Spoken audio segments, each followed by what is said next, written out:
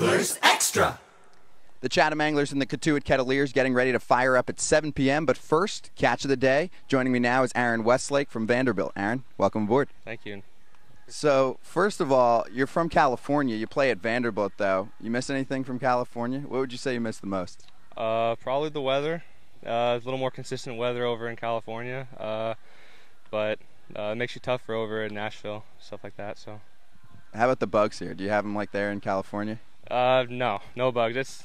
It's brutal out here, but got plenty of bug spray, so we're good there. So you went to Fenway Park yesterday. Can you tell fans about what you guys did there?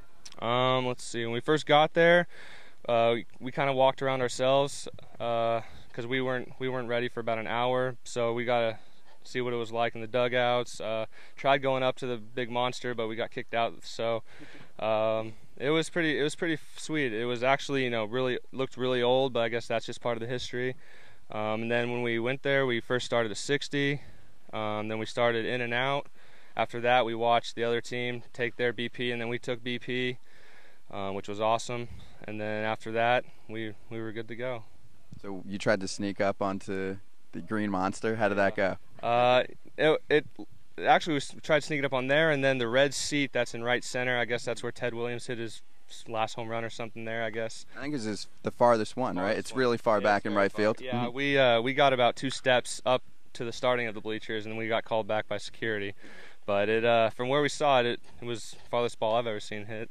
So how'd you think you did in the actual performance part? I felt pretty comfortable. Hit the ball well, and as more than just how I felt, it was awesome to be able to take BP and say I took BP at Fenway Park. So that was a good experience. Is it different for you because you've just been drafted, for fans that don't know, in the 22nd round by the Toronto Blue Jays? Is there a different feeling out there? No, I take the same approach as I would if I wasn't drafted or anything like that. Go out there, play as hard as I can every day, keep my same preparation, and there's no difference really. Take us through that time when you were drafted by the Blue Jays. You're playing with Vanderbilt in the thick of the playoffs. When do you find out about it? How does that occur? Well, we had before our playoffs started, all the conversations about what I would sign for, signability and stuff like that, since I have 2 years left. That took place, and that was a pretty interesting week and everything like that. But then when playoffs started, I didn't think about the draft at all and what was going to happen. I was in Louisville. Actually, their first round started the championship game in Louisville, but I wasn't expecting to go there at all. I had some conversations, probably going to go in the maybe 2nd to 5th round, maybe around there.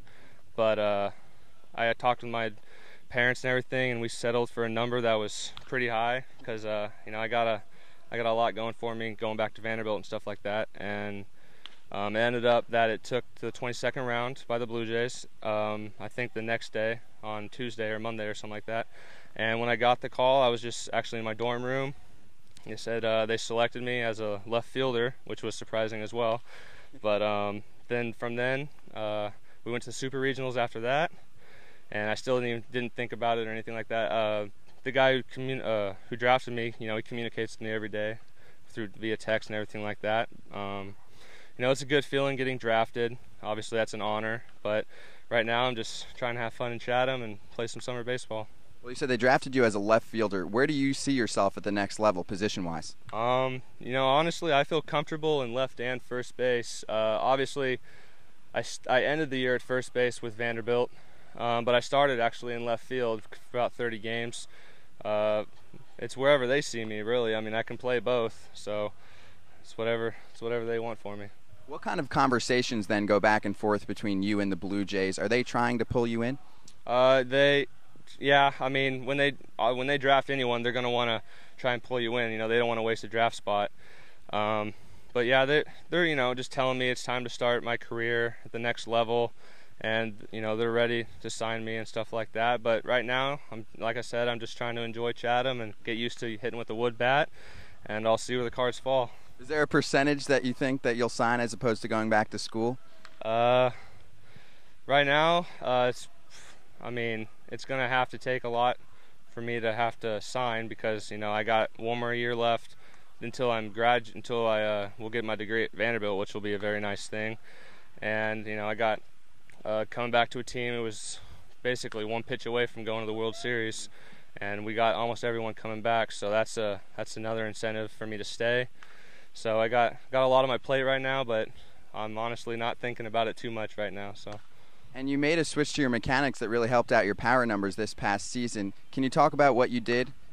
Yeah, my coach and I, both head coach Tim Corbin and our new hitting coach Josh Holliday, we talked about going to a leg kick, which a lot of power guys do these days. It's just, it's more for rhythm than anything, because if you land on your plant foot too early or too late, you have a tendency to lose a lot of your power. And so we worked on the leg kick, and it obviously increased my numbers a lot, and it just made me feel more in sync and rhythmatic. So. Now, did Josh Holliday work with you on that leg kick? He's the brother of Matt Holliday in the major leagues, and there's a lot of players that have switched to that approach. A guy like Alex Rodriguez has used that as well. Yeah. Was he one of the ones to help you switch that? Yeah, Coach Holliday was one of them. I mean, Tim Corbin did too, but Holliday was the one who worked with me every day on it. It takes a lot of time. Actually, it's not something you just pick up right away.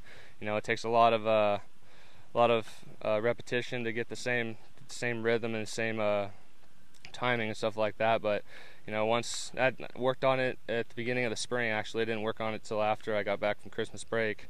And I watched a lot of film on A-Rod and his brother Matt Holliday. He does a leg kick as well. So doing that. Just watching stuff like that and then doing it in the cage with him every day, it came out well. So. All right, I'm going to ask you to try and kind of simulate it for me, but also we've got to cover two grounds because we're on the radio, but we're also on video on chathamanglers.com. So can you try and kind of show me your batting stance? Maybe I'll try and describe it for people listening. Okay, well, I mean, when I'm batting and the pitch is coming, the pitcher's about getting ready to separate his hands as he's in the windup or in the stretch, either way. And once he's about to separate, I lift my leg, and then as about the same time as he's planting, I'm getting ready to plant my leg, and just kind of that's how the rhythm works and stuff like that. So. Now, what if it's a pitcher, though, that has a slower delivery to home plate? Is it difficult to figure that out? Yeah, I mean, if you don't practice it in the batter's box, that's what's the batter's box, and before that is for the preparation leading up to your AB. You gotta, figure out the timing. If it's a guy who's a quick pitcher, is a guy who's more slow delivery, you gotta, just practice the timing in the dugout and in the batter's box, or in the batter's box before you get up there. So. Aaron Westlake with Vanderbilt. Lastly, leave you with the fact that you are a financial management major. Pretty good grades. Do you manage your own money? I try to. I don't have any money to manage right now, but hopefully one day if baseball doesn't work out, I'll be managing someone else's money. Well, when you sign, whether it's this year or next year or whenever it is, are you going to manage your own money? Because a lot of players nowadays have to, call upon a management group. But right. With that experience that you have, maybe you could do it yourself. Yeah, I mean, honestly, I don't know. I'm sure I'm gonna manage my own money just to see.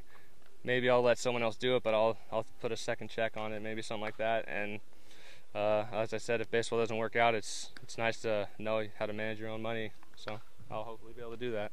Aaron Westlake with Vanderbilt, thanks for joining me. Yeah, no problem. Thank you. That's the Catch of the Day, and I'm Scott Braun on the Cape Cod Baseball Network. Go Anglers!